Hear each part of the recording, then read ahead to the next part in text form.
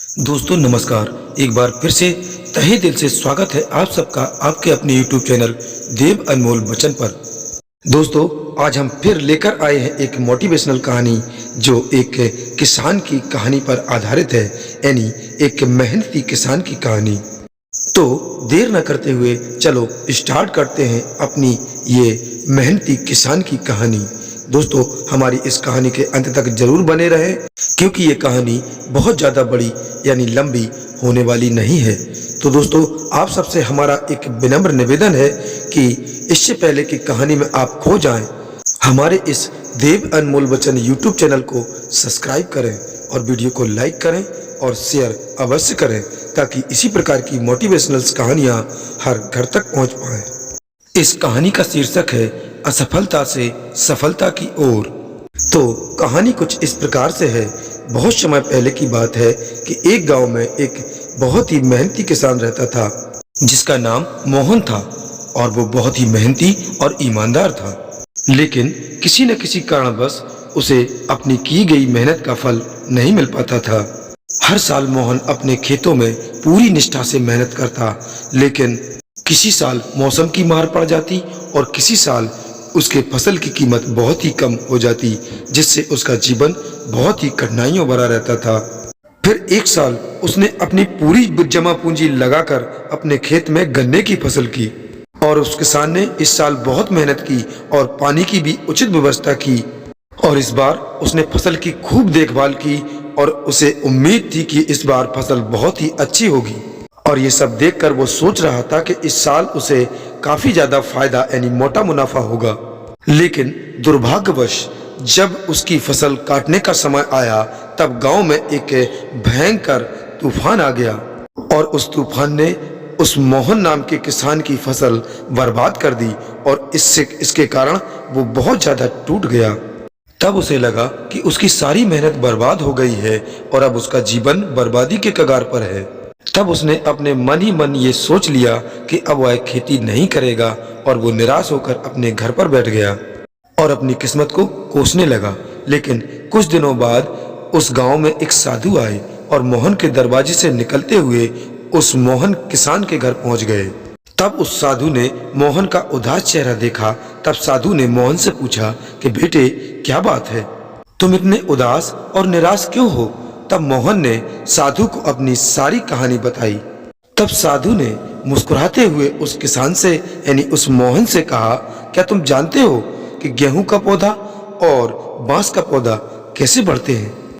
तब मोहन आश्चर्यचकित हुआ और साधु से बोला, नहीं नहीं महाराज, मैं नहीं जानता। तब उस साधु ने मोहन को समझाया कि जब हम गेहूं का बीज बोते हैं तब वो कुछ ही दिनों में अंकुरित हो जाता है और फिर कुछ दिनों में फसल तैयार हो जाती है। लेकिन बांस का पौधा अलग होता है, क्योंकि जब हम बांस का बीज बोते हैं तो पहली साल उसमें कोई भी अंकुर नहीं निकलता, और दूसरा साल भी वैसा ही होता है। तीसरा, चौथा और पांचवें साल तक जमीन से कुछ भी नहीं निकलता। लेकिन पांचवें साल के अंत में वो बांस का पौधा अंकुरित होकर बहुत तेजी से बढ़ने लगता है, और फिर कुछ ही हफ्तों में 80 से 90 फुट की ऊंचाई पकड़ लेता है। साधु ने उस मोहन नाम के किसान से कहा कि तुम्हारी मेहनत भी उस बांस के पौधे जैसी है। तुम इस समय जो मेहनत कर रहे हो उसका फल तुम्हें अभी भले ही न दिख रहा हो, लेकिन सही समय आने पर तुम्हें सफलता अवश्य मिलेगी। और अगर तुम बीच में ही अपनी हार मान लोगे तब तुम ये जान ही नहीं पाओगे कि तुम सफलता के कितने करीब थे। तब साधु की बातों से मोहन को बहुत ही ज्यादा प्रेरणा मिली, और उसने अपने शरीर के भीतर एक नई ऊर्जा का संचार महसूस किया।